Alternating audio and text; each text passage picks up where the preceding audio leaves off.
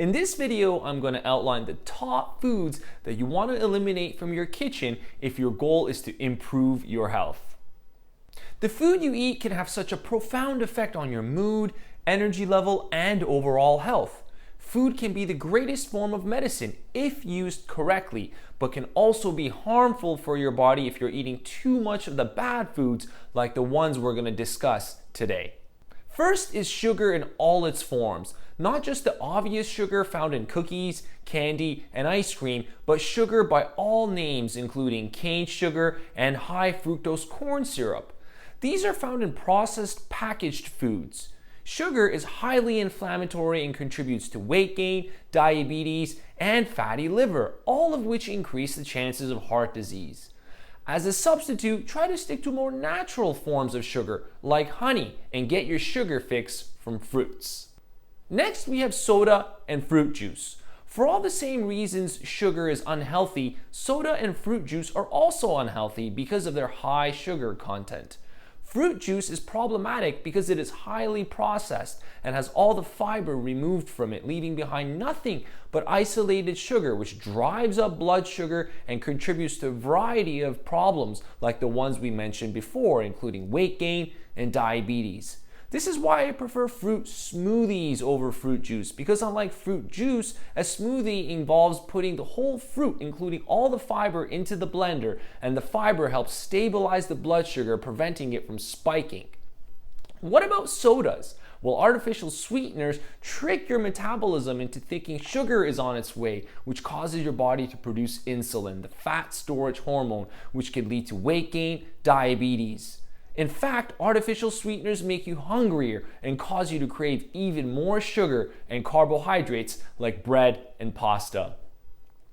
Next is foods with preservatives, additives, colors, or dyes. These are often found in processed foods, candies, and cereals and are problematic because they are highly inflammatory, contain toxic, cancer-causing ingredients, and cause hyperactivity in children. Avoid these foods at all costs. Stick to real foods instead.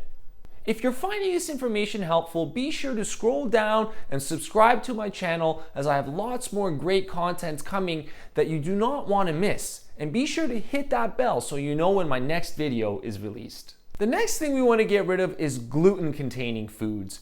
Gluten is the protein in wheat and is found in bread, pasta, bagels, baked goods, crackers, soy sauce, and many other places. Gluten is a highly inflammatory food that many have sensitivities and/or allergies to. For those that do, gluten can contribute to autoimmune disease.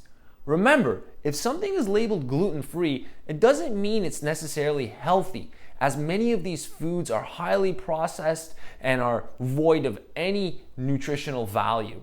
This is why it's so important to stick to real foods in the form of a whole food diet.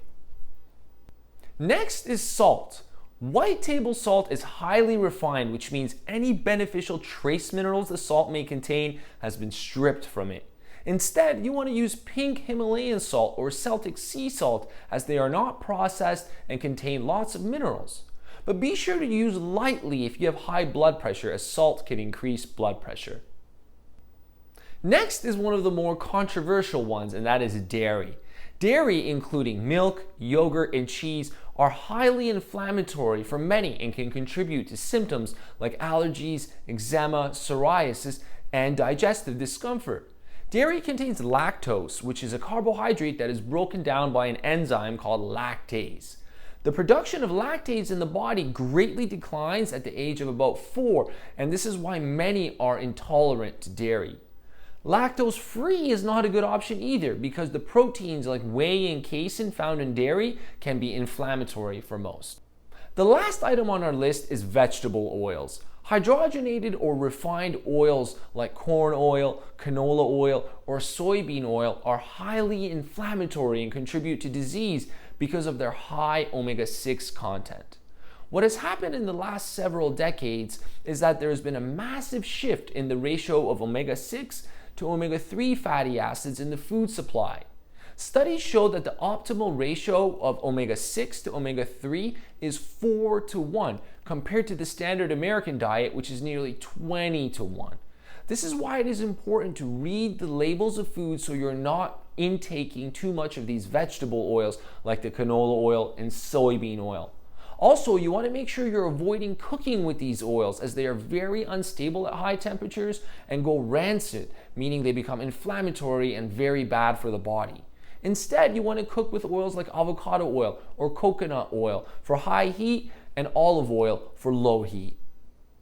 I hope you found this video helpful and now understand why it is important to get rid of some of these foods. I encourage you to get rid of as many of these foods as possible from your diet and from your home because they are harmful for the reasons I have discussed.